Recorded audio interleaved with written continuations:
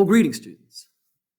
We've no doubt had an excellent discussion where we recapped everything we've talked about so far here in Western civilization and all the contributions that sort of go into making the West, making us who we are. We talked about the Hebrews, we talked about the Greeks, and now we're going to talk about the Romans. There is a tendency by some, and Thomas Cahill, the author that we've been visiting on and off throughout the year, is in this camp to sort of dismiss the Romans, to see them as sort of ripoffs of the Greeks and not really contributing a whole lot to the cacophony of Western civilization. But I think that is an unfair analysis. We just discussed this quote as a group, and I'll read it for those of you tuning into this now. The quote is from the poet Virgil, and he wrote a history of Rome called an Aeneid. And one of the very last lines of this epic poem is this: "But Rome, 'tis thine alone with awful sway to rule mankind and make the world obey, disposing peace and war by thy own majestic way, to tame the proud, the fettered slave to free. These are imperial arts and worthy thee." And we said that this really speaks to the Romans' belief in themselves. The Romans were a confident, going on narcissistic people. They believed that their society, their culture was a gift to share with the rest of the world. They saw the rest of the world, and in the ancient world, this is not incorrect, they saw it as chaos. And Rome was to bring order, to rule mankind and make the world obey, to give them the gift of Romanness, to impose order on chaos. This is what the Romans believed they were here to do. To understand Rome's origins, you get a look at the psyche of the people who developed them, because Rome has not one, but two origin stories. The Aeneid was actually written in the 1st century AD, and I believe at the behest of the great Emperor Augustus, the first of the Roman emperors. Basically, he didn't like the first origin story of Rome, so he charged Virgil, who was the greatest writer of the day, the greatest entertainer of the day, to write a new one. Imagine, the president, Donald Trump, saying, "You know what? I don't like the story of the revolution. George Washington's not doing it for me. He's not heroic enough. Hey, Steven Spielberg, go make a movie about how America really started and make it better, cooler than the origin story we already have." That's essentially what Augustus tasks Virgil to do in the Aeneid. But before we get to that second story, let's go to the first one. This is the original story that the Romans believed about their origins. So I'm calling the thing twin origins. It's a pun. You get it? Very punny. The Romans thought the pun was one of the highest forms of humor. You will be seeing puns as this section goes on. You're welcome. The Romans believed that their city was founded by two twins, Romulus and Remus, seen here in a famous statue with their adopted mother. More on that in a second. Romulus and Remus were part of the local family of Etruscans or Latins, one or the other. It doesn't matter. But eventually, the political winds blew against their family, and their mother was worried they were going to be killed. So they were, wait for it, placed in a basket and floated down the Tiber River. Now, if that story is familiar to you, it should be, because we talked about the origins of Sargon the Great, where he was apparently placed in a basket and floated down a river. We talked about Moses, where he was apparently put in the basket and floated down a river. And now Romulus and Remus are apparently floating down in either a dual basket or just a single, but here they are floating down a river. Now, as I've said before, either the ancient world, every time you went past the river, babies are just floating by left and right, or this is yet another attempt to show these twins as blessed or divine or destined for greatness, because let's face it, a child in a basket on a river should not survive. As the story goes, they are found by, of all things, a she-wolf, and that's the statue you're looking at. And as 99.9% of she-wolves would think two infants to be delicious and a nutritious snack, this one decides to raise them as her own. Romulus and Remus grow up, and they are going to build a city. They are debating, though, on what hill to start the city on. They pick opposite hills. There are different signs. Birds show up. The details are unimportant. But eventually they end up fighting, and one kills the other. As the city is not called Rheims, we know that Romulus kills Remus, and he becomes the founder of the city of Rome. The story of Romulus and Remus gives us one of the most important lessons in the Roman psyche, and that is the idea of might makes right. Romulus is not judged for killing his brother. He instead is honored for it, venerated for it. He was bigger, he was stronger, he imposed his will. There was chaos, there was disorder, the brothers were feuding. So he killed his brother, and then there was order. This idea of might makes right is observed again. According to the story, the people who settle Rome are almost all men. And so Romulus needs to find them wives before this Roman experiment burns out after one generation. And as the story goes, he invites the Etruscans, who are their neighbors, to this big feast. And at the feast, he kidnaps all the women, and they become the wives of the Romans. And again, there's no value judgment. They're no saying, Romulus, you've done this terrible thing. You've stolen these, wives and daughters and sisters. It's simply, this is what must be done. The Romans are very realpolitik.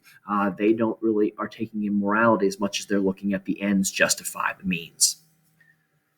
This story, however, by the 1st century AD, by the time Rome had switched from a republic to the empire, much, much more on that later, people decided it wasn't grand enough for Rome. It wasn't epic enough for Rome. By this point, Rome is the greatest empire perhaps on planet Earth, and certainly the greatest that Europe had ever seen.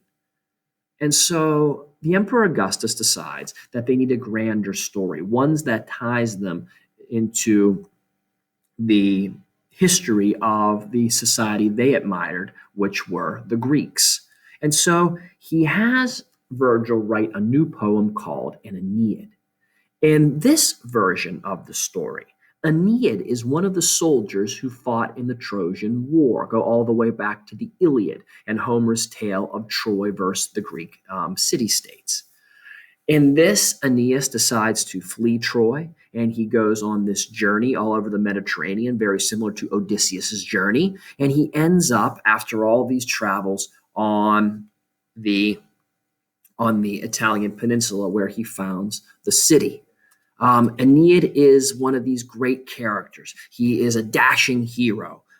He is so beloved, for instance, by the African queen Dido, who's so madly in love with him that she curses him when he eventually abandons her. The idea, if you were with Aeneas, you could never forget him. And apparently the queen will kill herself because she misses him so much, saying, hell hath no fury like a woman scorned. Some people believing this is where that phrase, the origin of that, comes from. Apparently, and here's the picture of it right here, Aeneas is going to carry his aged father on his back the entire way. And this shows this incredible respect for your elders, respect for your fathers. And you will see as we study Rome that the pater familias, the father of a Roman household, he had power and respect that is off the charts, even for the ancient society. What else does Virgil's Aeneid show? Well, the idea of order and conformity and strength. We live in a 21st century where individualism is prized above all else. The idea of sacrificing for something larger, we might give it lip service, but it makes most of us itchy. We're the social media generation. It's all about me. It's all about expression.